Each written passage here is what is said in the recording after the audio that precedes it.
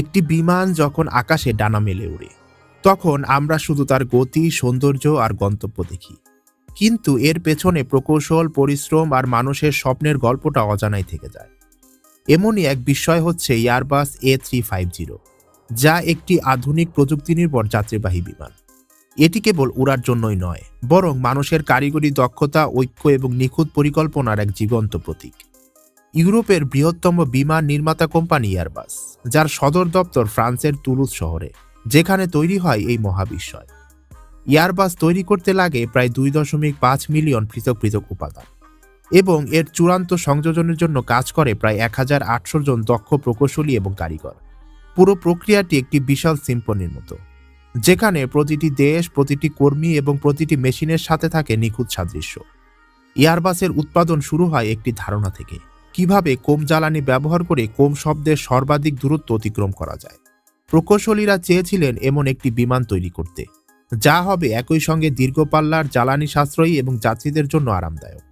এই লক্ষ্য অর্জনের জন্য এয়ারবাস ইউরোপের 4টি দেশের দক্ষতাকে একত্রিত করেছে।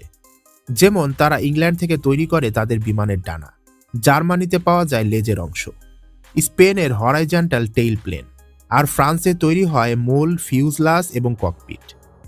কিন্তু এই সব অংশ একত্রে আনা সম্ভব নয়।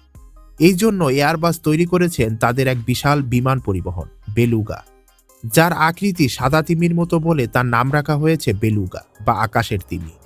এই বেলুগা একেবারে প্রায় 32 মিটার লম্বা ডানা বা একটি সম্পূর্ণ ফিউজলাস অংশ বহন করে আনতে পারে। এই বেলুগা একসাথে প্রায় 32 মিটার লম্বা ডানা একত্রে বহন করতে পারে, এবং ইউরোপের বিভিন্ন প্রান্ত থেকে তুলোজে এসব উপাদান সে নিয়ে আসে। তুলোজে পৌঁছানোর পর শুরু হয় বিমানের চূড়ান্ত সংযোজন প্রক্রিয়া। প্রথম ধাপ হচ্ছে ফিউজলাসে অভ্যন্তরীণ কাঠামো সংযোজন।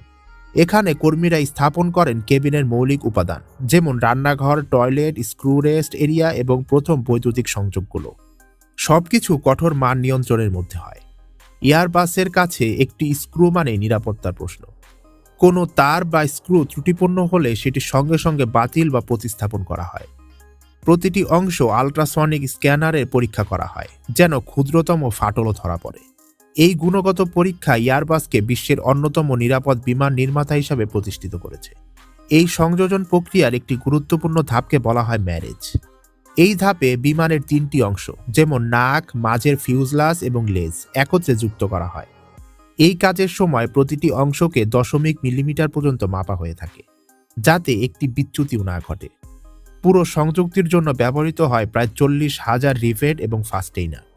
এই সময় থেকেই বিমানটি তার একটি আকার পায়, যা শীঘ্রই হয়ে যাবে আকাশের রাজা। এই A350 বিশেষত্ব হচ্ছে এর কাঠামো 53% অংশ কার্বন ফাইবার কম্পোজিট দিয়ে, যা অ্যালুমিনিয়ামের চেয়ে প্রায় 40% হালকা, কিন্তু অনেক বেশি টেকসই। এতে বিমানের ওজন হালকা হয়, ফলে কম জ্বালানি ব্যবহৃত হয় এবং শক্তিতে কোনো ঘাটতি পড়ে না। এরপর আসে সবচেয়ে গুরুত্বপূর্ণ ধাপ, ডানা সংযোজন। এই এয়ারবাসের ডানা তৈরি হয় সম্পূর্ণ কার্বন ফাইবারে। এর দৈর্ঘ্য হয় 32 মিটার এবং প্রস্থে হয় প্রায় 6 মিটার। প্রতিটি ডানা 4000 ঘন্টার উইন্ড টানেল টেস্টে উত্তীর্ণ হয়, যাতে যে কোনো আবহাওয়ায় এর স্থিতিশীলতা যাচাই করা যায়।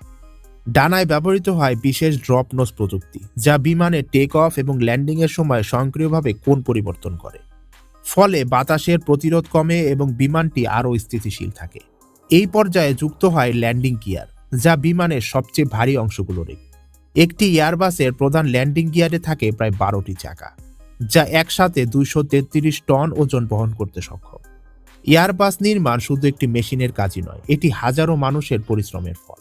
তুলুজ কারখানায় প্রতিদিন প্রায় 23,000 কর্মী কাজ করেন। তাদের জন্য রয়েছে বিশাল খাদ্য ব্যবস্থা, প্রতিদিন রান্না করা হয় প্রায় 7,000-এরও বেশি খাবার, আর বছরে প্রায় 2.6 মিলিয়নেরও বেশি খাবার পরিবেশন করা হয় এইখানে। কারখানার ভেতরে রয়েছে 20টি বাসের রুট, যেগুলো প্রতিদিন প্রায় 8 লাখ কর্মীকে নিয়ে যাতায়াত করে। এয়ারবাস তৈরির পরের ধাপটি হচ্ছে ডানা ও চাকাযুক্ত। ডানা আর চাকাযুক্ত হবার পর শুরু হয় বিমানের ভিতরের সৌন্দর্য গঠনের কাজ। এই সময় কর্মীরা লাগান cabin panel, lighting, overhead composite, জানালার ফ্রেম, সেফটি ইকুইপমেন্ট এবং ইনসুলিন উপকরণ। এই এয়ারবাসের কেবিনকে বলা হয় এক্সট্রা ওয়াইড বডি। এর ফলে বিমানের ভেতরে বেশি জায়গা পাওয়া যায়, আর যাত্রীরা পান আরও আরামদায়ক অভিজ্ঞতা। কেবিনের বাতাসে থাকে 20% বেশি আর্দ্রতা এবং প্রেসার লেভেল এমনভাবে নিয়ন্ত্রিত যে দীর্ঘ সময় ভ্রমণেও ক্লান্তি কম লাগে। প্রতিটি আসন আলাদাভাবে টেস্ট করা হয়। এছাড়াও বিমানের ভেতরে প্রায় 180 কিলোমিটার বৈদ্যুতিক তার স্থাপন করা হয়, যেগুলোর প্রতিটি সংযোগ আলাদা আলাদাভাবে পরীক্ষা করা হয়। কোনো তারে সামান্য ত্রুটি থাকলেও পুরো সিস্টেম বন্ধ করে আবার মেরামত করা হয়। এরপর আসে বিমানের হৃদয় ইঞ্জিন সংযোজন। এয়ারবাস A350 চালিত হয় বিশ্বের অন্যতম উন্নত engine Rolls Royce Trent XWB দ্বারা। প্রতিটি ইঞ্জিনের ওজন হয় প্রায় 8 টন এবং এতে থাকে প্রায় 20,000 ছোট বড় উপাদান।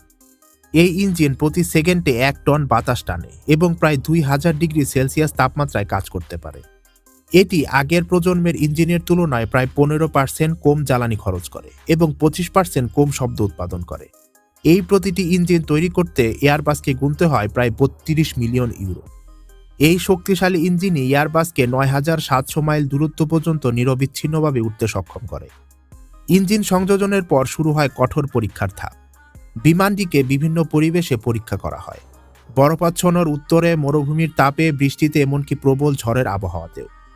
প্রতিটি সিস্টেম পর্যবেক্ষণ করা হয়, জ্বালানি সরবরাহ, ককপিটের ইলেকট্রনিক্স, চাপ নিয়ন্ত্রণ, জরুরি সিস্টেম। সবকিছু পাস হওয়ার পর বিমানের শরীরে আসে রঙের পালা। এই এয়ারবাসটি রং করা হয় 5টি স্তরে, যা বিমানের ওজন হালকা রাখে, তাপ প্রতিরোধ করে এবং দীর্ঘ সময় উজ্জ্বলতা ধরে রাখে। বিশেষ স্প্রে প্রযুক্তি ব্যবহারের ফলে রং সমানভাবে ছড়িয়ে পড়ে এবং রঙের অপচয়ও কম হয়।